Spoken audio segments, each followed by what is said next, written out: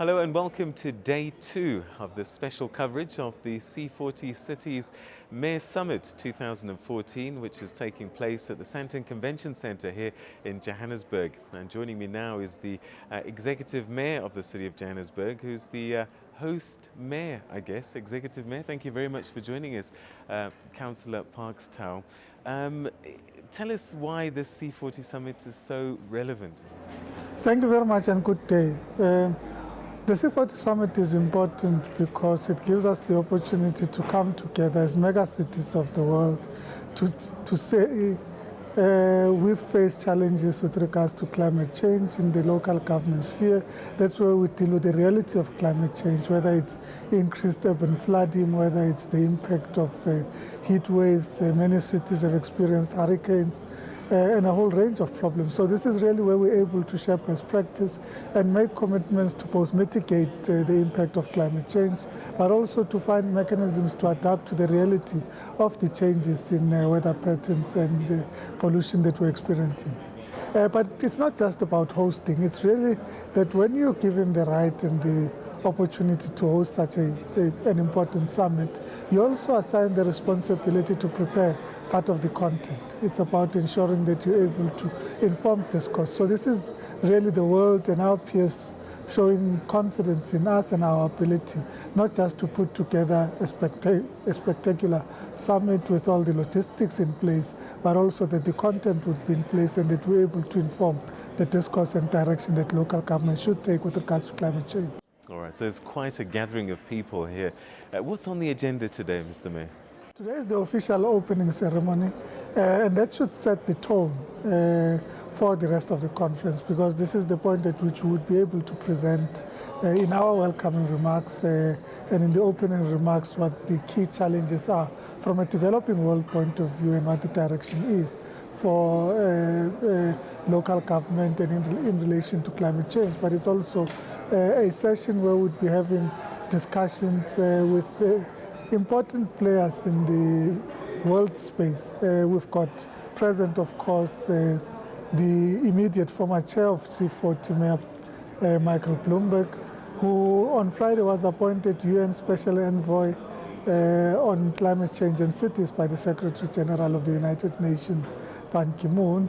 We also have Christina Figueres, who is the Executive Director of the United Nations Framework on Climate Change, and we have Juan Claus, who is the Executive Director for UN Habitat. So it's really an interface between local government and the international sphere. We've also got ministers, amongst which Minister Trevor Manuel would be with us. So it's that interface. Let's make our own commitments, but our commitments relate to what we do in relation to our sovereign governments or national sphere of government and how that interfaces with the United Nations system. So some key figures from home and abroad.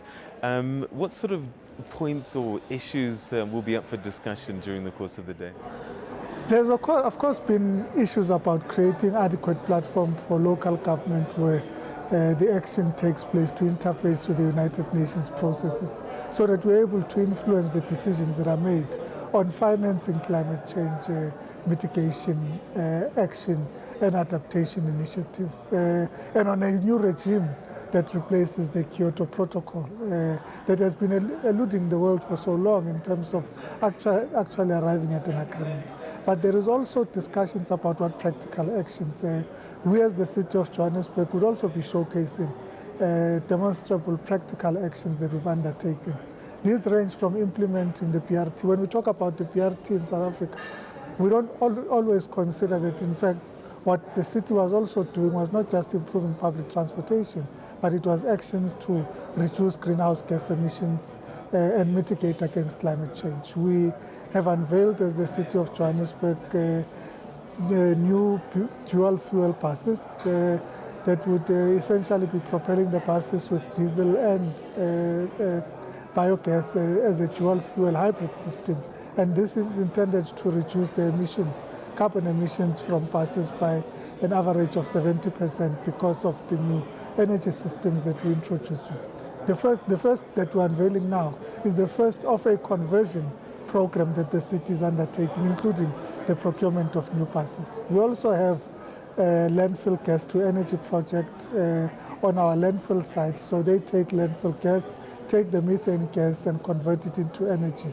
Currently the gas is being flared because we didn't have a license to distribute as electricity. In October, the project was granted a license, and the work is currently underway to ensure that electricity is generated. And we're projecting the generation of 19 megawatts of electricity from these power plants. And one of the other projects that we're showcasing is the utilization of sludge in our sewer systems, at our sewer treatment plants, to generate local energy. So they currently have 15% of the energy actually generated by the sludge at the sewer treatment plant, and this is going to increase to 50%. So it is about practical action, and really when we say local government is where the rubber hits the road, it's because we can say this is where we have to provide these services, and this is what can be done differently to mitigate the impact of climate change.